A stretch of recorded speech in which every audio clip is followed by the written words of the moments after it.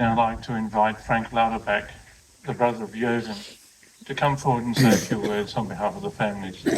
Thank you, Frank.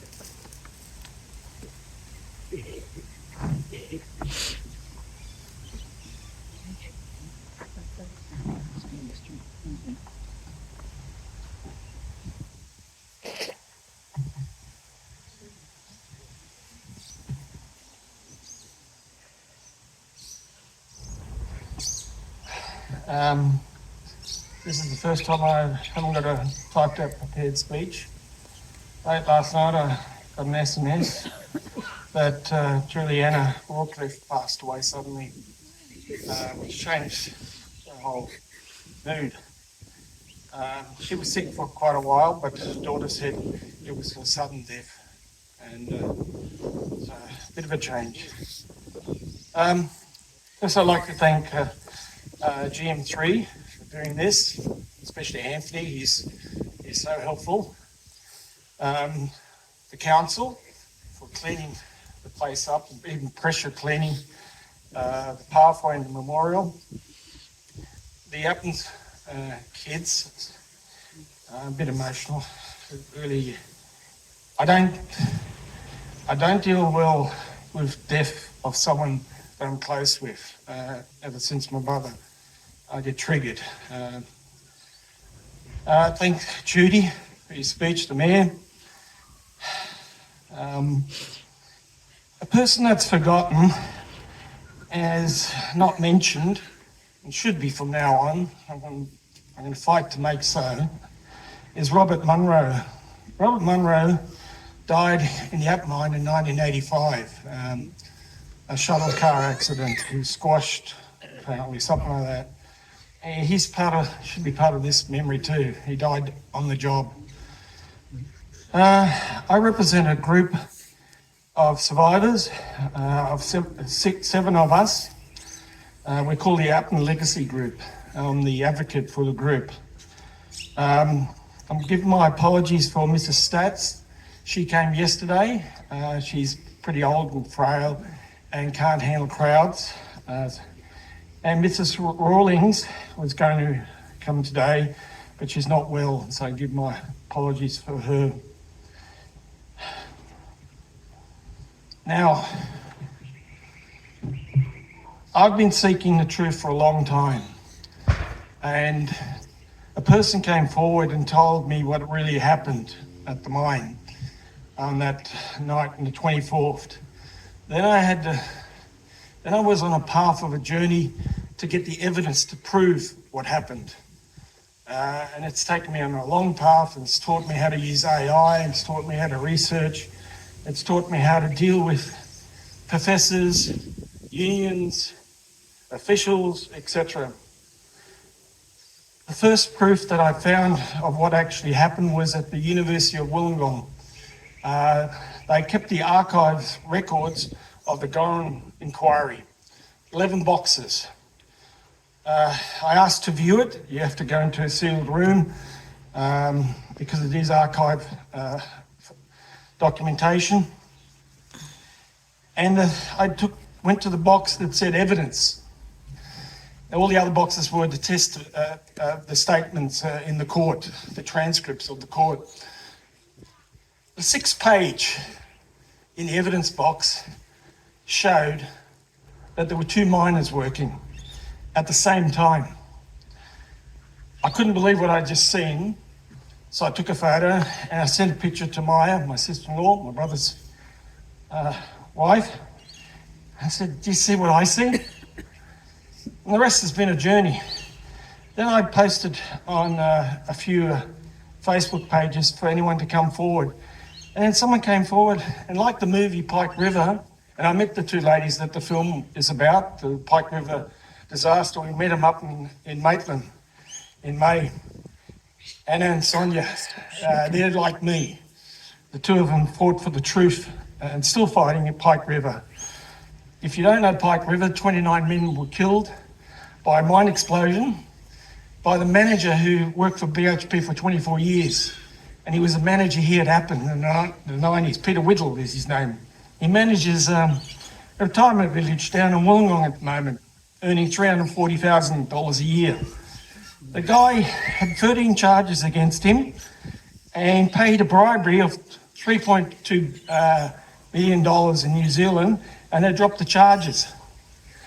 These two ladies, Sonia and Anna, took it all the way to Parliament, and in 2017, the Parliament of New Zealand brought in the act under their name that can never occur again, that you cannot pay a payment to have charges dismissed. We're still trying to get him, by the way. I'm working with the New Zealand Police and with the Federal Police on that. Justice has to be served over there too. Those 29 men are still buried in that mine. Now, this is what I've been working on. My wife came up with the title, Appin Disaster, Industrial Manslaughter. To give you an idea, in the last few years, all states in Australia have brought in legislation that if something like Appin occurs again, the people will be charged under industrial manslaughter. This legislation came in 2024, but it's not retrospective. It can't go backwards, and in the future. So we can't go after what happened at Appin. I've done 7 months of research, 3 crates printed off paperwork to come up with the answers. Now, there's a representative here from Angus Taylor's office. Without Angus Taylor, Judy Hannon and Dr. Micah Friedlander, Angus' office, I contacted BHP and said I want to see him. I'm part of the group. They ignored my emails. They ignored my registered mail. Never responded to one email. Not even were you going to email where it says we've got it, we'll get in touch with you, etc. Nothing. Angus's office contacted BHP and they acknowledged that they have got my information. And then BHP reached out to us in April, the Vice President of Coal New South Wales. We met her, Liz Watts, in Maitland in May. She had a representation of Amanda Walker.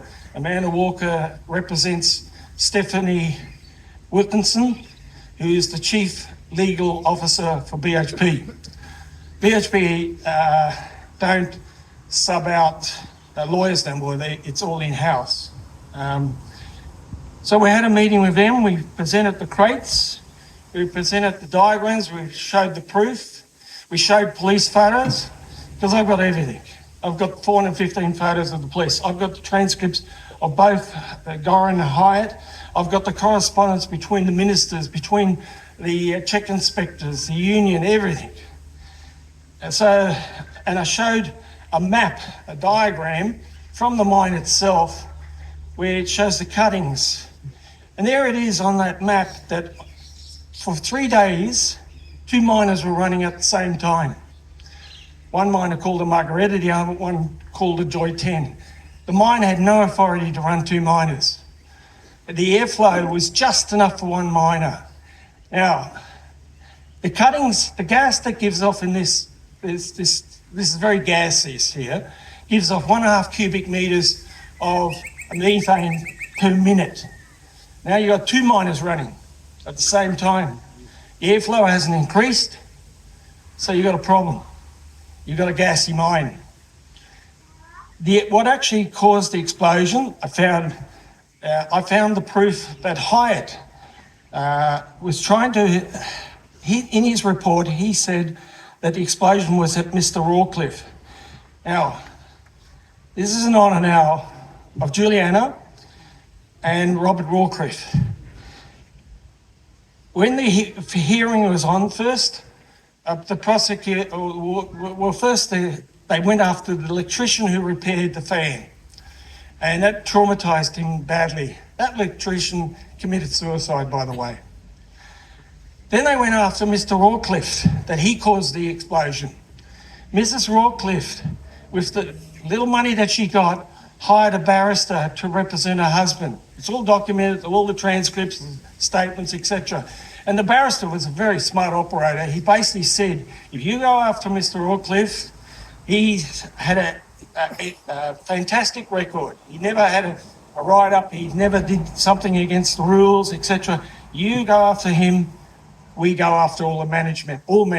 So they backed off. So then they went to the fan theory, that it was the electrician's fault, that the explosion occurred where the fan was. Well, because they didn't have the technology back then to analyse the data, oh, by the way, Mrs. Rawcliffe got the autopsy report, which I've got. It's the only documentation that I've got that I can't legally show to you, any of you. I can tell you what's in it, but I cannot display it. That's the condition of getting the copy of it.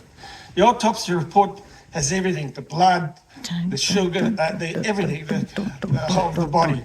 But the main is the trauma that occurred to Mr. Rawcliffe. The autopsy report clearly, categorically proves that the first explosion was in front of his face.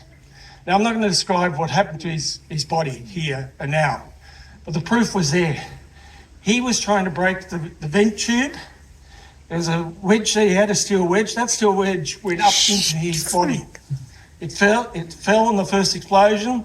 The second explosion, which was the coal dust. Now that's another point. The B wall was excavated 73 metres and wasn't stone dusted. Stone dusting, by the way, is where they put lime onto the coal to make it inert so it can't explode. They spray it on. It wasn't done. That wasn't to regulations too. So if that had been done, the explosion would have been a lot less severe. He was breaking the vent tube, but Hyatt couldn't prove it. One of the people in my group, Susanna Stats, asked, Frank, can you get the photo of my father's toolbox? I saw it at the Appin Historical Society display once. I couldn't find it. I had a folder of all police photos. Wasn't there, so I sent her the index of the photos and she emailed me back what photo she wanted. I didn't have it. So in the end, I went to a file which is under the Freedom of Information Act that I got, and it was all the photos on a PDF, 15 photos per page. Now you can't see much on that resolution, but using AI, I use Grok AI, it costs $400 a month to give you an idea. It's the most powerful AI in the world. Okay.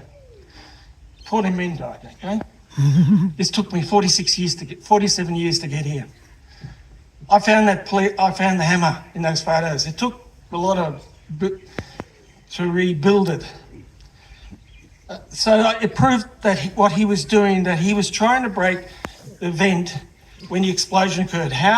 What triggered it? Was it a spark from his hammer? Was it his safety lamp? We'll never know that.